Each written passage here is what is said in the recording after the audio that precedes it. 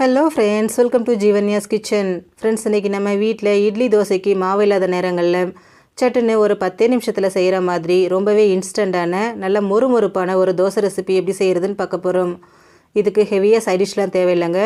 சிம்பிளாக ஒரு தேங்காய் சட்னி வச்சாலே போதும். இது எப்படி செய்கிறதுங்கிறத பார்க்குறதுக்கு முன்னாடி நம்ம சேனல் ஜீவன்யாஸ் கிச்சனை மறக்காமல் சப்ஸ்கிரைப் பண்ணி பக்கத்தில் இருக்க பெல் சிம்பிளையும் கிளிக் பண்ணிக்கோங்க. இது செய்கிறதுக்கு ஃபஸ்ட்டு ஒரு மிக்சர் ஜார் எடுத்துகிட்டு அதில் மீடியம் சைஸில் 2 உருளைக்கிழங்கை தோல் சீவி கட் பண்ணி சேர்த்துக்கோங்க. இது கப் அளவில் 1 கப் அளவுக்கு இருக்குது. கூடவே 2 பச்சை மிளகாய், 1 டீஸ்பூன் உப்பு சேர்த்துருங்க.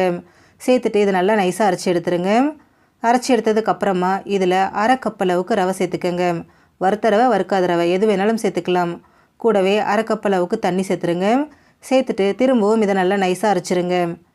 இப்போ இதில் 1 கப் அளவுக்கு அரிசி மாவு சேர்த்துருங்க. நார்மலாக வீட்டில் இருக்கக்கூடிய பச்சரிசி மாவு தாங்க.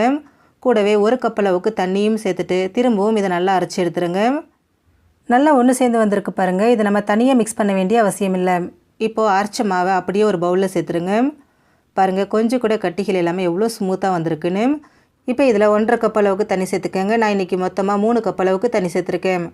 கூடவே ஒரு வெங்காயத்தை பொடியை நறுக்கிட்டு கையில் நல்லா க்ரஷ் பண்ணிவிட்டு அப்புறமா சேர்த்துக்கோங்க. அடுத்தது இதில் 1 கையளவுக்கு பொடியை நறுக்கின மல்லி இலை, 1/2 கப் அளவுக்கு துருவின கேரட், 1 டீஸ்பூன் அளவுக்கு சில்லி ஃப்ளேக்ஸ் சேர்த்துக்கோங்க. இல்லைனா ஸ்கிப் பண்ணிக்கோங்க. கூடவே 1/4 டீஸ்பூன் மஞ்சள் தூள், 1/2 டீஸ்பூன் சீரகம் சேர்த்துருங்க. சேர்த்துட்டு இது எல்லாத்தையும் நல்லா ஒன்று சேர்த்து கலந்து விடுங்க. இது மாவு திக்காக இருக்கக்கூடாதுங்க. நல்லா தண்ணி மாதிரி இருக்கிற மாதிரி கலந்துக்கோங்க. பாருங்கள், நல்லா மிக்ஸ் பண்ணியாச்சு. நல்லா தண்ணி மாதிரி இருக்குது பாருங்கள். இப்போ இதில் ரவை சேர்த்துருக்கிறதுனால இதை ஒரு 10 நிமிஷம் அப்படியே வச்சிடலாங்க. மாவு கொஞ்சம் ஊறி வரட்டும். பாருங்கள், 10 நிமிஷம் போல் ஆகிருக்கு. நல்லா தண்ணியாகவே இருக்குது பாருங்கள். இந்த அளவுக்கு கன்சிஸ்டன்சி இருக்கணும். அப்போ தான் தோசை நமக்கு நல்லா வரும். இப்போ தோசை மாவு ரெடியாக இருக்குது. நான் இன்றைக்கி டம்ளர் யூஸ் பண்ணுறேங்க. நீங்கள் கிண்ணம், டம்ளர் இல்லை கரண்டி கூட யூஸ் பண்ணிக்கலாம். அது உங்கள் விருப்பம்தான். இப்போது ஸ்டவ்வில் தோசைக்கல் வச்சு சூடு பண்ணியிருக்கேன். தோசைக்கல் பார்த்திங்கன்னா நல்லா ஆவி பறக்க சூடு வரணுங்க. அந்தளவுக்கு சூடானதுக்கப்புறமா இதில் மாவை இந்த மாதிரி சேர்த்துக்கோங்க. நம்ம இதில் கரண்டி வச்சு எதுவும் ஸ்ப்ரெட் பண்ண போகிறதில்ல. அப்படியே மாவை சேர்க்க போகிறோம்.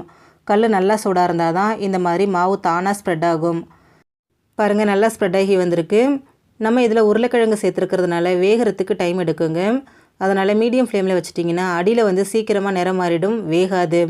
அதனால் ஸ்டவ்வை மீடியம் ஃப்ளேமுக்கும் லோ ஃப்ளேமுக்கும் நடுவில் வச்சுக்கோங்க. அந்த மாதிரி வச்சு வேக வைக்கும்போது நல்லா வெந்து நிறம் மாதிரி வரும். பாருங்கள், மேலே ஃபுல்லாக வெந்து நல்லா நிறம் மாதிரி வந்திருக்கு. நல்லா செவந்திருக்கு. இந்தளவுக்கு நல்லா வெந்து நிறம் மாதிரி வரணுங்க. வந்ததுக்கப்புறமா இதை நம்ம எடுத்துடலாம். இந்த மாதிரி வெந்ததுக்கப்புறம் எடுக்கும்போது பேனில் ஒட்டாமல் எடுக்கிறதுக்கு ரொம்ப ஈஸியாக வரும். தோசையும் ரொம்ப நல்லா கிறிஸ்பியாக இருக்குங்க. பாருங்கள், எவ்வளோ பர்ஃபெக்டாக வந்திருக்குன்னு. ஃப்ரெண்ட்ஸ், நீங்களும் இதே போல் உருளைக்கிழங்கு தோசை செஞ்சு கொடுங்க. எல்லாருமே விரும்பி சாப்பிடுவாங்க. ஃப்ரெண்ட்ஸ், இந்த வீடியோ உங்களுக்கு பிடிச்சிருந்தா லைக் பண்ணுங்கள், ஷேர் பண்ணுங்கள், கமெண்ட் பண்ணுங்கள். ஜீவன்யாஸ் கிச்சனை சப்ஸ்கிரைப் பண்ணி பக்கத்தில் இருக்க பெல் சிம்பிளையும் கிளிக் பண்ணிக்கோங்க.